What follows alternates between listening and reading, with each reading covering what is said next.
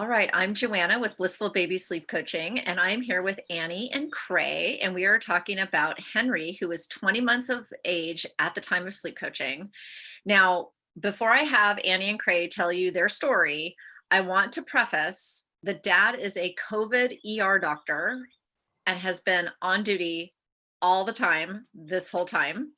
And mom is an OBGYN. So we have two medical professionals here with us that are frontline, and we want to say thank you for all your service during this really difficult time in our country. So Annie, tell me, what did life look like before you called me? It was pretty awful. Henry was waking up.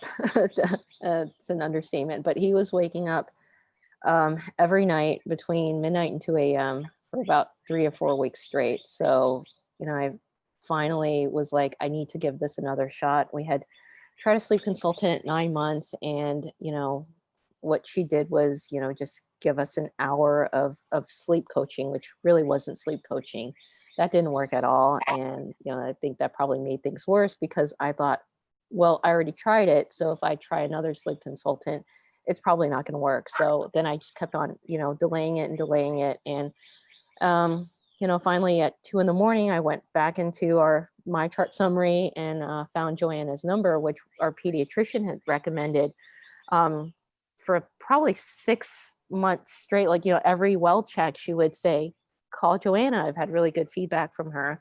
And then I, finally, I put it off until it didn't work anymore. So then we called and things changed. Yes. And so there you were, it was 2 a.m. You're Mm. thinking, there's no way we can keep doing this. We're sleep deprived, Right. we're overwhelmed. Again, dad's an ER doctor in COVID. He wasn't getting any sleep. I wasn't Working getting all any the sleep. time, Right. working all the time in these long, rigorous shifts. You're trying to hold down the fort. Your mom was helping out a lot, and there was a lot of conflict between Mhm. how long does it take Henry to go to sleep? Who's going to put him to sleep? How long is it Mhm. going to take with his arousals Mhm. in the middle of the night? And so there just was like all this other kind of stuff happening in your Yeah. household that was getting kind of Yeah. intense. And so then you guys said, okay, we're gonna call Joanna and we're gonna give this a try. So Cray, do you remember what that was like when Annie was like, okay, we're gonna try again, or we're gonna talk to this lady named Joanna? Do you remember Well, that? I didn't know until it was practically about to happen. The dynamic That's with, right. You were gone when I with called her Joanna. mom. Yeah. I mean, her mom was had her own idea on how to raise a child, Right. and it basically it meant that you basically spoil him until he's ready to leave the house and get a job. Mm-hmm. And so there was a lot of carrying and A lot of sleep soothing and crutching. carrying. Yeah.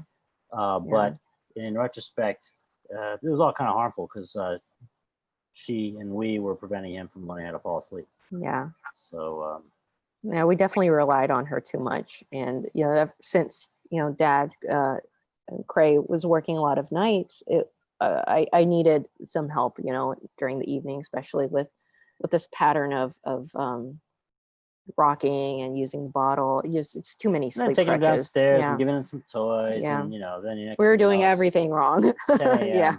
Well, Yeah. I wouldn't say you were doing everything wrong. You guys were just surviving. That's all. Yeah. I mean, it was just that he had a ton of sleep crutches and he required so much in order to go to sleep and in order to go back to sleep. And it took all hands on deck for that to happen, including the mother-in-law literally moving in with you and spending nights with you. Right. Because there needed to be somebody attending to your child like pretty much 24 hours a day. And it just became kind of unsustainable, especially considering the impact that Cray's an ER doctor working in the COVID unit, and you're, OBGYN in a hospital setting where all the restrictions are different. And it just was getting to be too intense. Mm-hmm. So what was it like going through the process, working with a coach all the way through the process versus having that experience where you just have a consult and a PDF and then you're left on your own? So what made the difference in how I worked with you? Completely different. I think you took into account, our circumstances. There was feedback. The feedback. Yeah. Having the nightly, or the, nightly plan on, you told us exactly what to do if this happened, what to do if that happened. So it was good to have some guidelines and algorithms to follow. So you made it really easy. Right. So then it wasn't so stressful, Mm-hmm. right? Mm-hmm. And you didn't feel guilty about it Mhm. because you knew exactly what you were doing, why you were doing it, the science behind it. Right. And we also formed a team. So it was agreed upon so that everybody understood their role. So then there was no confusion Mhm. about what to do at 2 a.m. Mhm. Right? And getting dad involved too. That And was huge. Kicking her parents out of the house. Right. That was huge. Right. That was, I think, the most important. Yeah. It was the third most important part of that. Yes.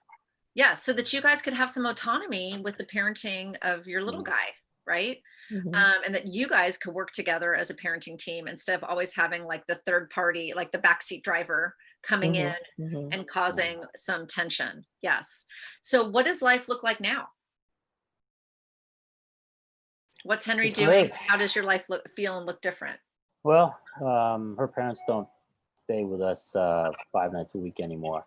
In fact, they never stay with us Mhm. except when I'm working nights, and so maybe twice a month they stay over. Yeah. Henry's going to bed at night. We're talking to each other again, without Henry being there or her parents. Yeah, that's Let's true. see what. Yeah, we're talking to each Yeah. other. Watch TV. Who knows? Maybe someday we'll leave the house. Right. I mean, if we didn't have this pandemic going on, we definitely would have, gone out for like a nice dinner, date night, movies. Yeah, but we're making it work at home. But it's such a huge And change. the most important thing is that we're sleeping. Oh, yes, for sure. Yeah. Yeah. We put him to bed at 7. He wakes up at 6, and that's been. When did we start this sleep training? I think he's been September 12th. consistently So going to bed on his own it's been for 6 weeks. Yeah. So it only took 2 weeks to do I think really 2 weeks to do the real sleep training, and ever since then, for the past month, he's been doing really well. Yeah. So you guys have consistency, like you know when he goes to bed, so you can plan your day, you can plan your Mhm. evening. Mhm. Then you guys have a nice quiet house Mhm. in the evening where you guys can have dinner, watch a show, like dad said, like actually have a conversation where there's not a grandparent or a child around to interrupt, Mhm. which is huge. I mean, honestly, like adult time is so precious. Yeah. And needed, and honestly needed, right? Yeah. And the fact that you guys are both sleeping, again, medical professionals dealing with COVID, like you guys need sleep to keep yourself healthy and well Just and human. focused. Anybody needs sleep, not just us. Yeah. Otherwise, you become an alcoholic. You know?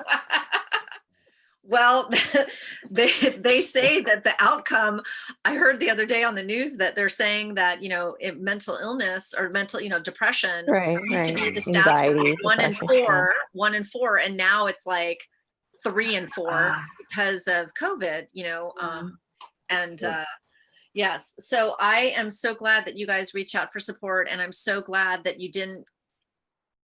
made you were willing to look at other options, that you didn't stick with okay, so from 9 months to 20 months you stuck with the assumption, well, we tried sleep training and it didn't work. Yeah. And you were willing to take a second look and really evaluate, well, did we really sleep train? Because the reality is you did not sleep train. You had a consult and you got a PDF, and you never followed That wasn't through. enough. No. It was not enough, and you never followed through. And more importantly, it was not the right sleep plan for your child. So the whole thing about sleep coaching, like truly effective sleep coaching, is it's all in the details, it's all in nuance, it's all in the customization, it's all in the accountability and the mindset to help you guys move slowly, strategically, confidently, step by step, until your child masters their sleep skills, so that you guys aren't stressed out. I mean, do you guys feel good about the process? Like, Yeah, absolutely. You didn't feel stressed, right? No, not at all. No guilt. No guilt. Right. And now dad's totally involved, like, because it used to be all mommy preference. Like Henry only had mom, only wanted mom. And now dad. Now, every time dad's at home, he puts him to sleep every night. But yeah, I mean, That's sweet, right? To have well, it is that. grandma. Yeah, no, it's I great. mean, that's nice to have that Yeah. time. Yeah. Yeah. All right. Well, thank you so much for choosing Blissful Baby Sleep Coaching, you guys. Sure Thank thing. you. Parting words, if you said to any family, it's like, I don't know, I don't want to sleep train, I don't want to spend the money, it's not going to work for me. Oh, it's worth it. Definitely worth it. I mean, it's an investment in, your health, your child's health, your family's health. I mean, it's definitely worth it. And we don't regret it at all. Great. Thank you so much. Thank you.